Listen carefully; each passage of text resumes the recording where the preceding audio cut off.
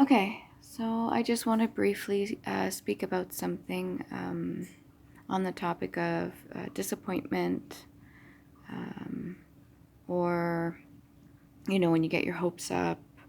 Um, in the past, I used to be constantly like placed in, and due to my own codependency, when I was codependent on certain individuals in my life, I depended on them to give me whatever validation, happiness, joy, you name it, all the things that I am capable of doing, like we are capable of doing ourselves. So whenever I was placed in a kind of like a state of up in the air, unsure, um, expectations, or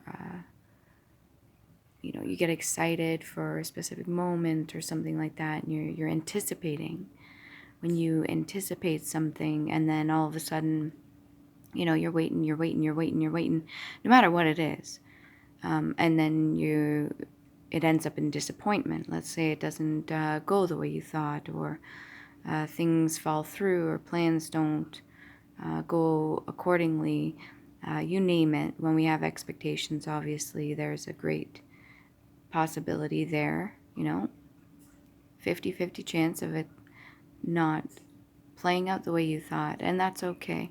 But the problem with codependency is putting all your energy and effort into that, and the anticipation, the almost anxiety that comes with that, especially if you've been in situations in your past. Me personally, I have always seemed to be in a state of anticipation and then disappointment. Anticipation and then disappointment. And it was repeating over and over and over again, and it's something I hadn't learned in the past. And even to this day, is something I have to work on, because it is still slightly a trigger for me, and I still seem to have a tendency to have the anticipation and expecting the end result, like almost pre-guessing what it's going to be, instead of just allowing things to play out that the way, the divine universe, or whatever you want to call it, the whole there are no coincidences. It just plays out the way it's supposed to, and everything's a lesson for you. So that whole idea, but the energy that I was in the past of anticipation, and then when things didn't go the way were planned, or things fell through, that disappointment feeling. This to me stems back to a form of, abandonment, and a form of constant disappointment, hoping for somebody else to give you whatever it is you were looking for.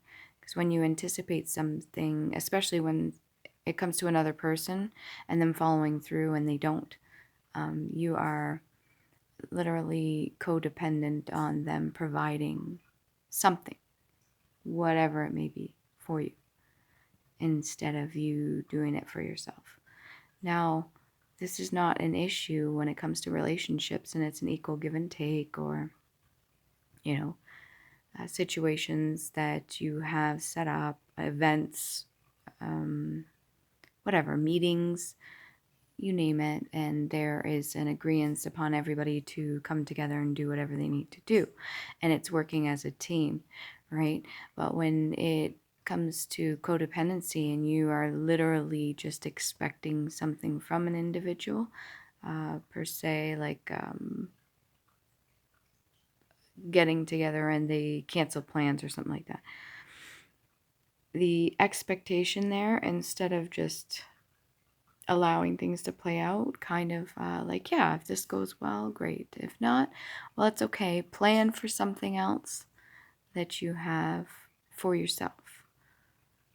Have like a backup plan or something like that you can do for you. Do not place too much energy within that whole energy of anticipation. Do not place your positive, we'll say positive vibes, in towards all that, and that's all you focus on, because it's almost like a repellent.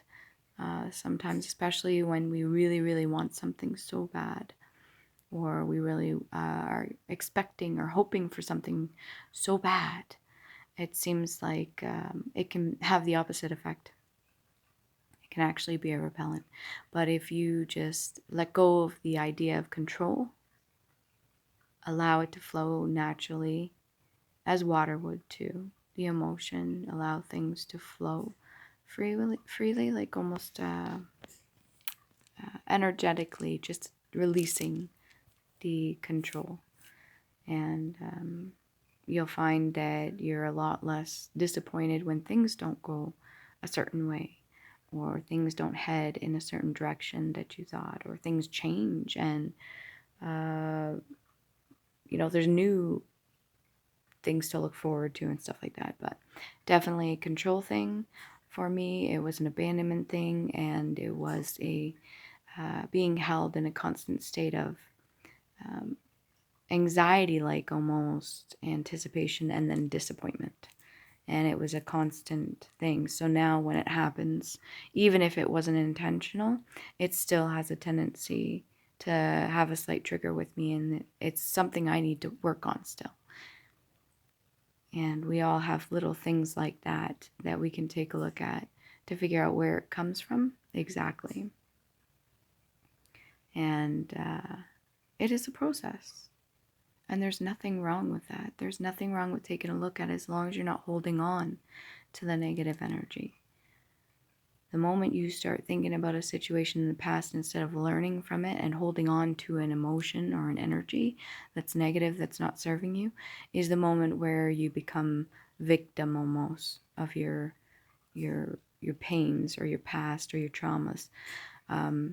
What I'm trying to encourage individuals to do is take a look at things, but almost from like a side reel, almost just observing it and taking from it what you can learn, like a lesson, instead of necessarily holding on to it.